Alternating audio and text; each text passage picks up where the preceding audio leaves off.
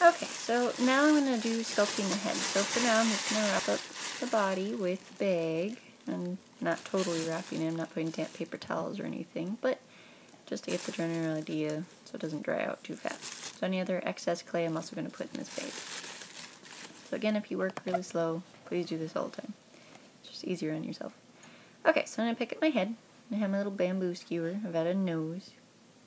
Let's start adding some other facial details so it actually starts feeling like a character or one of the terracotta warriors. Now what's really cool about these guys is all of them have their own look, their own personality, their own type of facial hair, their own head shape, and I think that's pretty interesting. They didn't just make copies of the same thing. They all have their unique form. Okay, so just kind of defining the back of the head. Obviously it kind of will go out and then taper back into the neck. Just added the neck to this just so it's a little bit easier to work with.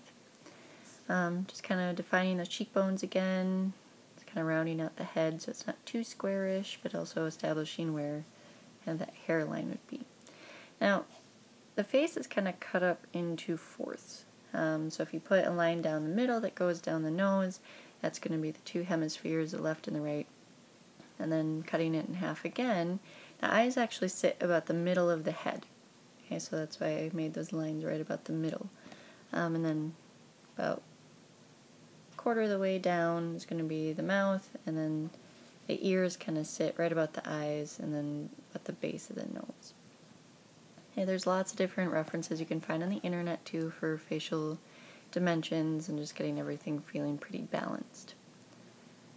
Okay, so I'm just going to kind of draw out where the ears are. It's kind of up to you how you want to deal with the face. You can make it as detailed or as simple as you want. I personally like more of the detail look. I don't like just kind of the drawn on. It just kind of feels too rough, and these are pretty realistic, and I want to give them the respect that they deserve in regards to how well these artists were able to create all these different characters. So you can either model, which is basically what I'm doing here, or I'm basically pushing down the clay. Now it's still pretty soft at this point.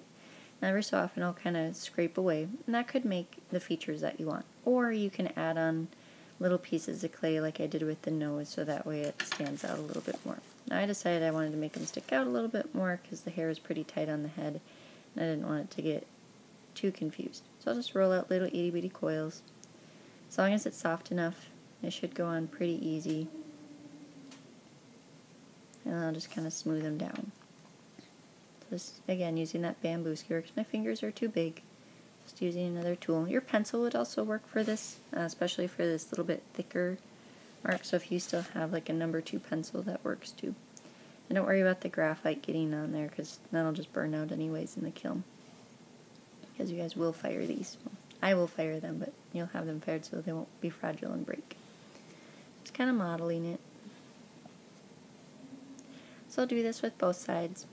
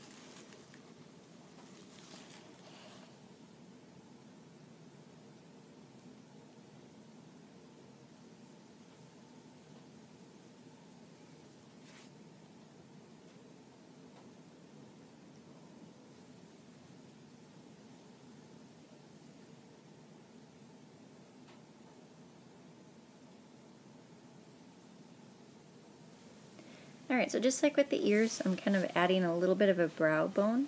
Now, being that they are Asian, you don't want to have too much of a distinct brow bone because they have more of that hooded eye look, and if it looks like the eye sockets go too deep, they're not actually going to read as Chinese. So just be very, very careful about how much you do that.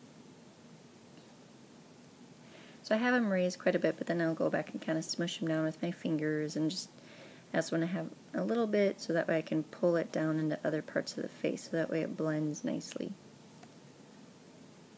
This will also give me a place to draw on some eyebrows. You can be as playful with this as you want. You could make these, have a Dwayne "The Rock" Johnson eyebrow if it's okay with your teacher. You could have these have some goofy expression. You could have it very stoic. It's kind of up to you and your personality of what you want to do. Now, if you are someone who ever wants to get into mask making and you're making faces and sculpting faces, you want to have them as simple as possible because an actor would be creating the expressions. In the case of a sculpture, you can give it a lot of personality this way. So again, just kind of smushing it down. Okay. Now I have two different size bamboo skewers. I have a little bit thicker one and I have a thinner one. So I'm not really sure what you guys will have. The thinner ones are nicer for those little finer lines. As you can tell, I'm just kind of smoothing it out so that we'll have a little bit more of illusion of that hooded eye.